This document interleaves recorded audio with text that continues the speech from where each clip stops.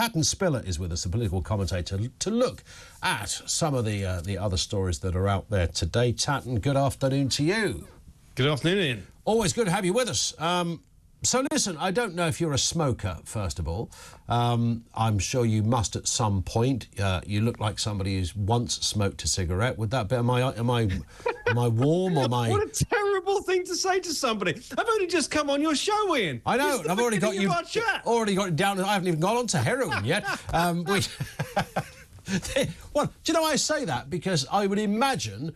at some point you went to university, and everyone that went to university at some point smoked a cigarette. There you go, there's my evidence. I mean, yeah, sure. There have been times in my life where I smoked, yes. So I hit the bullseye there. Yes, but it was the presumption of the bullseye that was rude. I'm essentially a psychiatrist. I think we can all safely say. I think that's really what I'm doing here.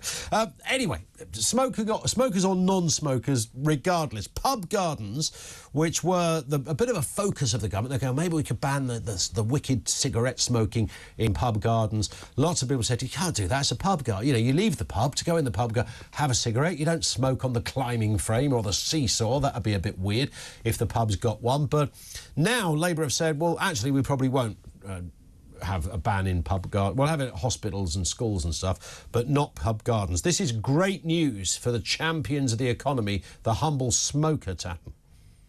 I mean, sure, it's good news, except that it was never government policy to get rid of it.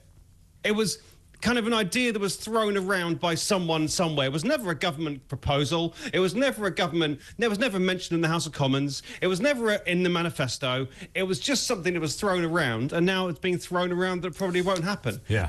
But they did throw it around. It was the litmus test thing, wasn't it? The governments do. They throw it out there, get a few, read the room, look which way the windsock is blowing, and then they take a decision.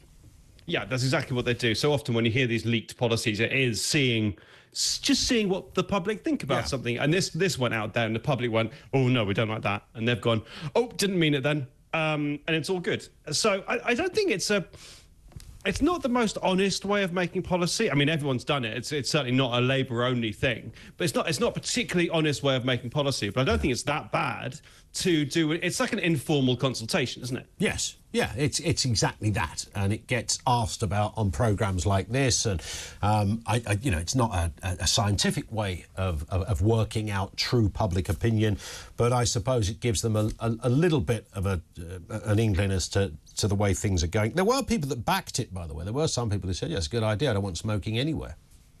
I think the more, smoking kills people, one cigarette has hundreds of different chemicals that all give you cancer, right? It's a really bad thing to do. There is no positive in it for anybody. Are you sure about that? I don't know. I think, I look at it as sort of part of your 5 a day, isn't it? I mean, you do a quick smoke, a banana, a jog, then you've ticked all the boxes, and a pint at the end. Sure. But there are redeeming factors to almost everything. But there are just genuinely no redeeming factors. And yes, I have smoked in my life. Yep. But there's no goodness in there. So why we wouldn't try to stop people doing it? That's true. But there is an odd kind of upshot, and you couldn't use this. Clearly, everything you've just said is correct. You couldn't really use this as a defence. But I've heard so many people talk about this that. There was a guy that was a film editor in London, and he said that you'd have a tea break, and you'd go outside onto Dean Street or something, and you'd be smoking, and there'd be another. He said he got more work out of being a smoker because the smokers would sort of congregate in a similar place, and they'd all chat in a way that you might not get to chat. And lots of smokers, and when I was a full-time smoker, I used to. Also savour those moments when you go outside the pub and have a cigarette. You tend to feel you were with people like us. There was a sort of certain smokers' bond. Now, I don't know if the manifestation of that is wholly positive, but it did feel like you were part of something. You did meet interesting people that you might not have talked to otherwise. I think you're 100% right. And I think that if you went to an opium den, you would also have met... some interesting people. No, I never met anybody interested in that opium den, I should say. So, I mean, we can talk about going to all kinds of spaces where you would meet interesting people you might not meet otherwise, but that doesn't necessarily mean they should be encouraged. That's a fair point. Let's talk about another addiction, food addiction, or the way to tackle it, weight loss jabs. It's become almost within about half an hour. Everybody's getting a weight loss jab. It was never there 5 minutes back, but here it is. Weight loss jabs are not to get a body beautiful picture for Instagram, says Wes Streeting. I'm kind of glad he said this, because I think, and for some people, we did a phone-in on this the other week, lots of people said, you know, it worked, it was amazing, I had no side effects, it really did work, but you still got to put your own effort into it as well. And it should be done, because you can buy this stuff online and just jab it in your tummy. But I think Streeting is right that you should really do this with medical advice. Like, it's about being healthy, isn't it? Yeah. Like our health has to come above everything else. We've got to look after ourselves, and that's not only because we've got to look after ourselves, but it's also because if we don't look after ourselves, the state has to look after us, and it all gets very complicated in other ways. Everybody wants to lose weight. Right, almost everybody. Losing weight is a big topic of conversation. It's a multi-billion-pound industry, and there is now something you buy online that makes it easy.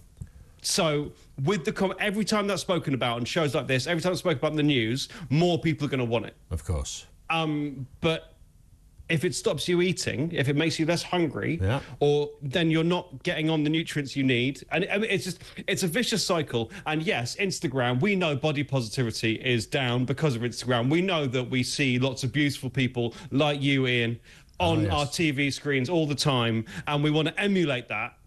Of course, who doesn't? And I'm part of the unjabbed. I have had diagnoses with body issues before. I am not obese, but I have definitely looked at these things because it's like, look how easy it is. But that's not what this is for. And we need to be more accepting of ourselves.